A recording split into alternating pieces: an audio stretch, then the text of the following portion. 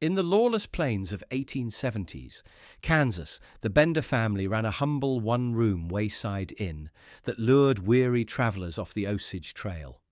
At the dinner table sat 23-year-old Kate Bender, outwardly friendly and known locally as a self-proclaimed psychic healer. Behind her cordial smile, however, Kate was part of a terrifying family plot. As guests dined, she would distract them with charming conversation and her spiritualist antics, while her brother and father crept up from behind a canvas curtain. In a flash, a heavy hammer struck the unsuspecting traveller's skull. Kate's mother, Ma Bender, whom neighbours ominously nicknamed the She-Devil, then slit the victim's throat with clinical precision. The Benders dropped each body through a trapdoor into their cellar, later stripping the corpses of valuables and burying them in the orchard out back. For 2 bloody years, at least 11 people vanished along that lonely stretch of road. Suspicion finally sparked when a prominent doctor went missing in 1873, last seen heading toward the Bender Inn. Neighbours formed a search posse and arrived to find the cabin abandoned and a foul stench emanating from below. Digging in the garden and beneath the house, they uncovered a mass grave of mutilated bodies, confirming the frontier's worst nightmare. News of the bloody Benders spread nationwide, igniting a manhunt for Kate and her family. Despite reported sightings and vigilante justice claims, the Benders themselves vanished into legend. Authorities arrested various suspects over the years. At one point, even 2 women thought to be Ma and Kate, but solid proof remained elusive. In the end, the mysterious Bender clan was never officially brought to justice. The tale of Kate Bender's murderous clan endures as one of the Wild West's most chilling unsolved mysteries, a reminder of how a polite smile and a warm meal on the Kansas prairie masked a scene of pure horror. Number 2, Nannie Doss, the Giggling Granny, 1920s to 1954. In the mid-20th century, long after the wild frontier had been tamed, Kansas would unknowingly host a serial killer with a sweet smile and a sinister secret. Nannie Doss seemed at first glance like an ordinary housewife, cheerful, grandmotherly, and always ready with a laugh. Behind her jovial demeanour lurked a cold-blooded poisoner who came to be called the Giggling Granny and the Black Widow. Born in 1905 and raised in the Deep South, Nannie endured a harsh childhood and early marriage. By the 1940s and 1950s, she was roaming the country in search of love through Lonely Hearts Club ads and leaving a trail of dead husbands and relatives in her wake. She would later confess to 11 murders in total, spanning multiple states. Kansas became one stop in Nannie Doss's deadly odyssey when she married husband number 4, Richard L. Morton, and moved with him to Emporia, Kansas in 1952. Morton was initially charmed by Nannie's warm southern manners and homemade cooking, unaware that arsenic was her ingredient of choice for unhappy marriages. Their wedded bliss quickly soured as Nannie discovered Richard's infidelities. Rather than seek a divorce, she stirred poison into his coffee. In January 1953, even before dealing with Richard, Nannie quietly mixed arsenic into a bowl of stewed prunes for her visiting mother, who died within days. With her mother buried, Nannie next served her adulterous husband a lethal dose. On May 19th, 1953, Richard Morton died after a sudden agonizing illness that baffled Emporia doctors, but not Nannie, who giggled slyly at his funeral. She collected on yet another life insurance policy and moved on. Only after Nannie's 5th husband, Samuel Doss of Oklahoma, succumbed to a similarly mysterious sickness in 1954 did suspicions finally catch up with her. Samuel's doctor ordered an autopsy, which revealed enough arsenic in his organs to kill a horse. The authorities swiftly intervened. Confronted by police, Nannie Doss shockingly confessed with a girlish laugh to murdering 4 husbands, including Richard Morton in Kansas, 2 children, 2 sisters, her mother, a mother-in-law, and a grandson. Her cheerful explanation for the killings: she claimed to be searching for the perfect love and found life insurance money along the way. In 1955, Nannie pled guilty to murder. A judge in Oklahoma sentenced the giggling serial widow to life in prison, sparing her the death penalty due to her gender. She never saw freedom again, finally dying of leukemia behind bars in 1965.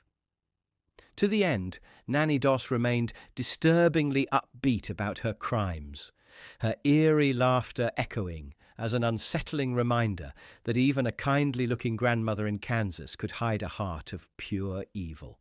Number 3, Sharon Kinne, fugitive La Pistolera, 1960s. In the spring of 1960, the quiet suburbs of Kansas City were rocked by the kind of scandal that seemed ripped from a crime novel. At the center was 20-year-old Sharon Kinne, a pretty, soft-spoken housewife and mother of 2, who would soon earn infamy as one of the most elusive female serial killers in American history. Sharon's dark journey began in Independence, Missouri, just across the Kansas state line, when her husband, James Kinne, was found shot in the head on March 19, 1960. Sharon tearfully claimed their 2-year-old daughter accidentally pulled the trigger on James's pistol while playing. The community was sympathetic, and the death was initially ruled accidental. But whispers of doubt grew when, mere months later, another violent incident occurred. In May 1960, Patricia Jones, a 23-year-old local woman who had been dating a man romantically linked to Sharon, was discovered dead in a rural area, shot 4 times.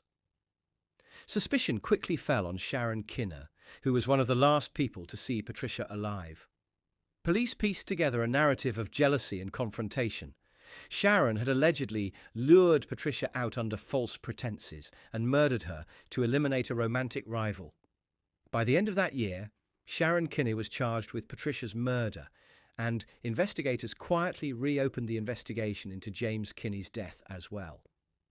The young widow's first murder trial in 1961 for Patricia's slaying ended in a hung jury, but prosecutors persisted.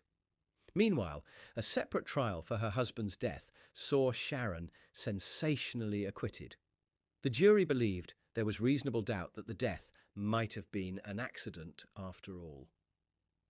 Free for the moment, Sharon revelled in the media spotlight, seemingly enjoying her notoriety. In 1964, during her retrial for Patricia's murder, Sharon pulled a stunt straight out of a Hollywood thriller. While out on bond awaiting the verdict, she fled the United States entirely. She surfaced in Mexico under an alias later that year, but trouble followed her abroad. On September 18, 1964, in a Mexico City hotel room, Sharon shot and killed a man named Francisco Ordóñez. She claimed he had tried to assault her, insisting the shooting was self-defense. Mexican authorities didn't buy her story. The scene suggested a robbery gone wrong, and she was convicted of murder in Mexico, earning the moniker La Pistolera, the gunfighter, in the press. As she sat in a Mexican women's prison, US officials hoped she might eventually be extradited to finally face charges for Patricia's death. That day never came. In 1969, Sharon Kinne managed a daring prison escape on a dark, stormy night and vanished without a trace. Despite one of the longest international woman hunts ever, Sharon evaded recapture for decades. Years passed, and her name faded into true crime lore, a beautiful, cunning killer who had literally gotten away with murder. Only in recent times did her story gain a coda. In 2022, the FBI announced they had matched fingerprints from a deceased elderly woman in remote fields of Guatemala to the long-lost Sharon Kinne. It appeared that after her escape, she lived under assumed identities, forever on the run. Thus ended the saga of La Pistolera, the Kansas City femme fatale, who brazenly shot her way through lovers and enemies, escaped two countries' justice systems, and lived out her days in the shadows. Her story remains a sobering testament to how one calculating woman manipulated love and death to her advantage and nearly got away with everything. Number 4, Diana Lumbrera, Mommy's Little Angel's Killer, 1970s to 1990. In the 1980s, a string of tragic child deaths perplexed authorities across 2 states until they realized the heart of the horror was a mother's deadly handiwork. Diana Lumbrera appeared to be a grief-stricken mum, cursed by cruel fate as, one by one, 6 of her young children died suddenly under her care. It wasn't until Diana settled in Garden City, Kansas, in 1985 that the horrific pattern was finally exposed. Diana's dark journey began years earlier in her native Texas. In the late 1970s, she was a teenager with 3 infants born back-to-back. The deaths started in 1976 when her 3-month-old daughter, Joanna, was brought lifeless to a hospital. Diana tearfully explained the baby had suffered convulsions and simply stopped breathing. Doctors, seeing no obvious foul play, listed the cause as a seizure disorder. Just months later, in 1977, Diana's infant son, Jose, also died mysteriously after an episode of strange convulsions that only Diana witnessed. Then her toddler daughter, Melissa, perished in 1978 under similarly puzzling circumstances. 3 children dead in 3 years, each chalked up to medical anomalies or sudden infant death. Family and officials grew uneasy, but no one could imagine a mother harming her own. Over the next few years, Diana had more children, and the fatalities followed her. A cousin's infant daughter died during a short car trip with Diana. 2 more of Diana's own babies, born in 1980 and 1983, mysteriously fell ill and died in Texas before their 3rd birthdays. Each time, Diana was alone with the child during the fatal seizure or breathing emergency. She collected small life insurance policies and garnered heaps of sympathy for these incomprehensible losses. It wasn't until Diana moved to Kansas that her streak of bad luck finally raised full alarms. In May 1990, Diana rushed into a Garden City emergency room carrying the limp body of her 4-year-old son, Jose Jr., her only surviving child by that time. She claimed he had another one of those unexplained convulsions that had plagued her other kids, but this time doctors and detectives dug deeper. Hospital staff, aware of her tragic history, alerted the police. Under gentle but persistent questioning, Diana's stories of sudden convulsive deaths began to unravel. Investigators exhumed the tiny bodies of her children back in Texas, finding suspicious signs of suffocation. With growing evidence that these deaths were no coincidence, Kansas authorities charged Diana Lumbrera with murder. In a 1990 trial that stunned the community, prosecutors painted Diana not as a pitiable mother, but as a cold, calculating killer who smothered her babies for insurance money and attention.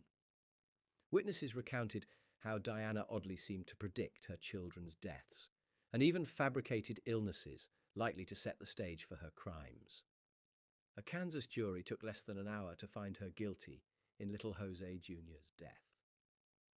Diana Lumbrera was sentenced to life in prison, the courtroom recoiling as the once doting mother stood impassive. Texas prosecutors followed up with charges for several of her other children's murders. Facing possible death sentences there, Diana struck a deal. She pleaded guilty to killing her 3-year-old daughter Melissa and no contest to another son's death.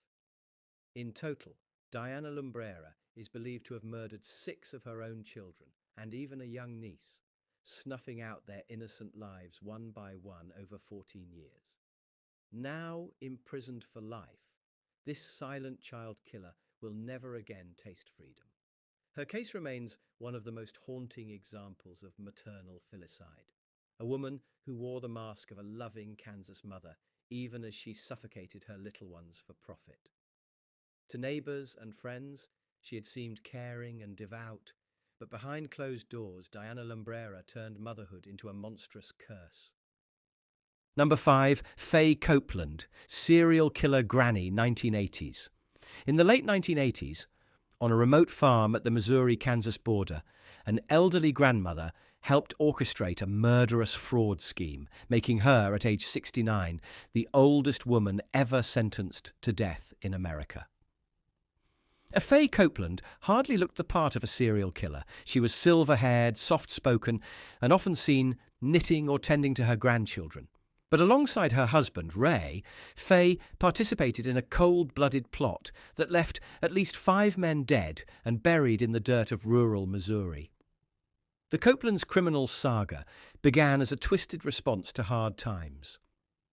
Ray Copeland, an itinerant farmer originally from Kansas, had a long, petty crime record and a crafty idea to make money illegally. By 1986, Ray and Fay, both approaching their 70s, hatched a plan to avoid the law while running a cattle scam. Ray would recruit drifters and down-and-out men from homeless shelters, offering them work on the farm. These transient workers, desperate for a few dollars, were pawns in the Copeland's scheme. Under Ray's direction, a drifter would accompany him to livestock auctions and buy cattle using Ray's bad checks. The intent was to quickly resell the cattle before the checks bounced, leaving the poor hired hand as the fall guy. It might have seemed like a relatively bloodless con, but Ray and Fay had a deadly twist in store. Once a farmhand had served his purpose, Ray decided to permanently silence him to eliminate any risk. One by one, these men vanished. Fay's exact role in the killings remained murky. She later claimed she was an abused, obedient wife, but evidence suggested she was far from innocent. On at least one occasion, Fay was seen using one of the victim's ID cards to impersonate him and cash a check. She also made a handwritten list of their farm workers that chillingly marked certain names with an X, presumably after they were killed. Between 1986 and 1989, the Copeland's farm became a graveyard. Men who arrived looking for honest work instead met a .22 caliber bullet to the head at the hands of Ray. Fay helped dispose of the bodies, later sewing quilts and rugs from the victims' clothing as grotesque trophies. Their scheme unravelled when one lucky drifter, wary of Ray's intentions, fled the farm and tipped off authorities in 1989. Investigators descended on the Copeland property with search dogs. What they uncovered shocked the heartland: shallow graves containing the remains of 5 missing men, each shot with the same rifle, a weapon found in the Copeland's home. The kindly grandmother act could not save Fay now. In 1990, the 69-year-old farm wife was put on trial for multiple counts of first-degree murder. Prosecutors argued that Fay was a full partner in crime, helping select victims and cover up the murders. Her defense painted her as a victim of Ray's domineering abuse, suggesting she went along out of fear. The jury didn't buy it. Fay Copeland was convicted on all 5 murder counts. When the judge pronounced a death sentence, Fay became the oldest woman ever condemned to die in the United States. Ray Copeland was also convicted and sent to death row shortly thereafter. The murderous pair, grandparents who should have been enjoying twilight years, instead became notorious as serial killing seniors. In 1993, Ray died in prison of natural causes at age 78, never facing execution. Fay lingered on Missouri's death row until 1999, when the governor, acknowledging her advanced age and frail health, commuted her sentence to life in prison. She served her time quietly in a nursing home facility behind bars, suffering a stroke that left her partially paralyzed. Fay Copeland died in 2003 at age 82, taking to her grave the full truth of how involved she was in those murders. To the end, she maintained she never killed anybody. But the blood-stained quilts in her closet and the ledger of victims suggested that at minimum she stood by and aided her husband as 5 men were ruthlessly slain. The case of Ray and Fay Copeland reveals a dark truth. Sometimes the most unexpected people, even a grandma in Kansas's backyard, can harbor lethal intentions. In Fay's wrinkled face and trembling hands, jurors saw not just an old woman, but a remorseless accomplice who put greed and self-preservation above human life. Number 6, Dr. Deborah Green, Deadly Doctor, 1995. Prairie Village, Kansas, 1995. Behind the doors of a lovely suburban home on a quiet cul-de-sac, Dr. Deborah Green appeared to have an enviable life. She was a successful physician, mother of 3 beautiful children, and wife to a prominent local doctor. But as neighbours would soon learn, appearances were deceiving. That fall, Deborah Green's simmering inner turmoil erupted into a firestorm of lethal fury that claimed the lives of her children and exposed a diabolical scheme to kill her husband. Deborah's downward spiral had been building for months. By the mid-1990s, her marriage to Dr. Michael Farrar was crumbling under the weight of her alcoholism, depression, and erratic behaviour. Michael had filed for divorce, and the couple's relationship grew increasingly bitter. In the late summer of 1995, Michael fell violently ill on multiple occasions, with a mysterious flu-like sickness that doctors couldn't diagnose. He suffered vomiting, weakness, and near-organ failure, and was in and out of hospitals for weeks. Unbeknownst to him, his wife had been slowly poisoning his food with ricin, a deadly toxin Deborah extracted from castor beans using her chemistry background. She was quietly dosing Michael in an attempt to eliminate him amid the divorce battle. While Michael fought for his life in the hospital, Deborah's mental state deteriorated further. She was drinking heavily, neglecting her work, and becoming more volatile. On the night of October 24th, 1995, events reached a tragic crescendo. In the early morning hours, a roaring blaze engulfed the Green family's large home. Neighbours awoke to the sound of explosions and the sight of flames piercing the roof. Deborah, along with the couple's 10-year-old daughter, escaped the burning house in a panic. But 13-year-old Tim and 6-year-old Kelly were trapped in their upstairs bedrooms. As firefighters battled the inferno, Deborah stood outside in her nightgown, strangely calm and detached. Despite heroic efforts, the 2 children perished in the fire. Investigators picking through the ashes soon found telltale signs of arson. Multiple points of origin indicated the fire had been deliberately set. An accelerant had been poured along the floor in the hallways, creating deadly barriers of flame. Suspicion immediately fell on Deborah Green, who had an unscathed path to an exit while her children's rooms were doused in fuel. As the community mourned the loss of 2 young lives, police arrested the 44-year-old doctor. The subsequent investigation revealed the full, horrifying picture. Forensic tests on Michael's blood confirmed he had been poisoned with ricin during the weeks before the fire, an odourless toxin that Deborah had surreptitiously mixed into his meals, causing his mysterious illnesses. Confronted with the evidence, Deborah eventually admitted through an Alford plea that she had indeed poisoned her husband and intentionally set the house fire that killed her son and daughter. In a dramatic 1996 court hearing, she pleaded no contest to 2 counts of first-degree murder, 2 counts of attempted murder for poisoning Michael, and attempting to also poison their surviving daughter, and 1 count of aggravated arson. To avoid a possible death sentence at trial, Deborah accepted a deal of life in prison with a minimum of 40 years behind bars. As she stood in court, the once respected doctor was a shell of her former self, trembling, emotionally flat, offering no real explanation for her acts beyond vague allusions to mental illness and rage. The community was left grappling with how a healer, sworn to save lives, had become a destroyer of her own family. Deborah Green's medical brilliance and motherly facade hid a mind warped by resentment and despair. Today she remains incarcerated, well into her 70s, her pleas for a new trial denied. The burned patch of ground where her house once stood is now a silent memorial. This case seared itself into Kansas memory, a chilling reminder that even in affluent, educated households, unimaginable darkness can take hold. Deborah's surviving daughter and ex-husband were left to rebuild their lives, forever scarred by a wife and mother's ultimate betrayal. Number 7. Lisa Montgomery, The Fetal Abduction Murder, 2004. Our final case brings us to the early 21st century and one of the most shocking crimes the Midwest has ever seen. In December 2004, the gruesome murder of 23-year-old Bobby Joe Stinnett in the small town of Skidmore, Missouri, sent waves of horror across Kansas and the nation.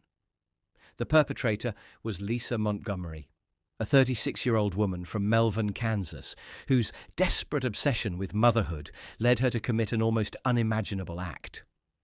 Lisa Montgomery's life was a tapestry of trauma and deception. She had endured horrific abuse in her youth and struggled with mental illness and sterility. By 2004, Lisa had concocted a web of lies about being pregnant, hoping to please a new boyfriend and retain some sense of purpose. As her fictitious due date approached, Lisa grew frantic to produce a baby by any means necessary. Through an online chat room for dog breeders, Lisa became acquainted with Bobby Joe Stinnett, a friendly young woman who was 8 months pregnant with her first child. Posing as a customer interested in buying a puppy, Lisa arranged a visit to Bobby Joe's home on December 16, 2004. That afternoon, Lisa Montgomery showed up at the Stinnett house under the pretense of seeing the puppies. Bobby Joe, delighted to make a sale and share pregnancy stories, welcomed Lisa inside. What unfolded next is almost too brutal to fathom. In the quiet of Bobby Joe's home, Lisa suddenly attacked the expectant mother from behind, using a rope or cord to strangle her. A desperate struggle ensued, with Bobby Joe fighting fiercely for her life and the life of her unborn child. Ultimately, Lisa overpowered the petite woman until she fell unconscious. Then, in a nightmarish scene, Lisa fetched a kitchen knife and performed a crude cesarean section on Bobby Joe, right there on the living room floor. She cut open the young woman's abdomen and womb, removing the premature infant girl. Bobby Joe briefly regained consciousness during the procedure. Evidence later showed defensive wounds, but Lisa strangled her again, this time finishing the job. Leaving the mother's lifeless, mutilated body behind, Lisa fled with the newborn, a tiny girl who miraculously survived her violent birth. Lisa attempted to pass off the infant as her own, calling her husband and happily announcing that she'd spontaneously gone into labour while shopping and delivered a baby. Meanwhile, Bobby Joe's mother discovered the horrific scene about an hour after the attack and called 911, describing her daughter's womb as exploded, a sight that left even seasoned investigators shaken.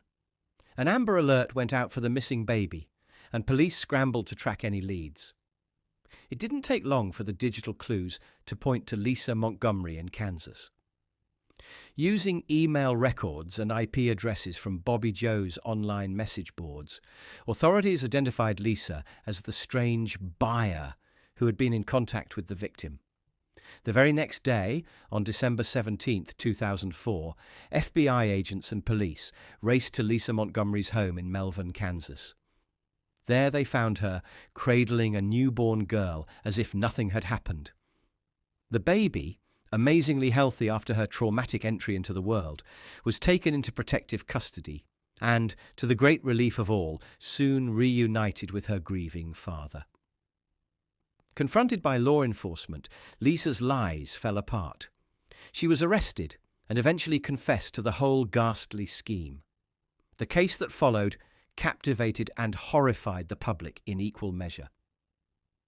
At Lisa Montgomery's 2007 federal trial, Prosecutors depicted her as calculating and ruthless, showing the meticulous research she'd done on performing C-sections and her preparation of a birthing kit to use in the attack. The defense presented Lisa's long history of mental illness, abuse, and delusions, arguing she was psychotic at the time. The jury rejected that explanation and found her guilty of kidnapping resulting in death, a federal capital offense.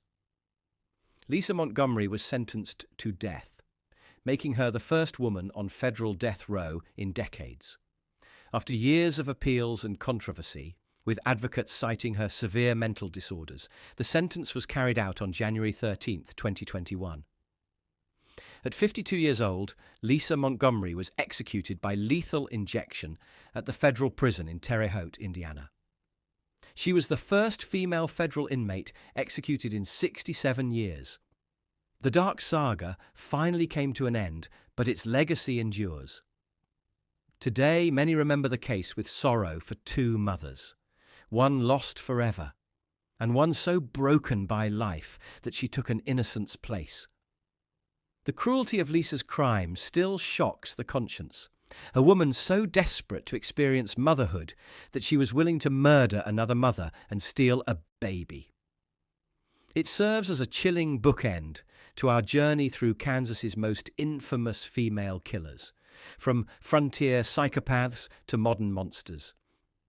Each story, though separated by time, raises the same haunting question. How could a woman commit such evil? As we've seen, greed, jealousy, madness, or simply a corrupt heart know no gender or bounds. These 8 women from Kansas history remind us that danger can wear any face. A friendly innkeeper, a smiling granny, a pretty housewife, a grieving mother, a grandmotherly con artist, a skilled doctor, or a neighbour excited about puppies. Their crimes span more than a century, but all leave us with lessons to heed and victims to remember. Stay vigilant, stay curious, and take care, for real life holds stories more disturbing than any fiction.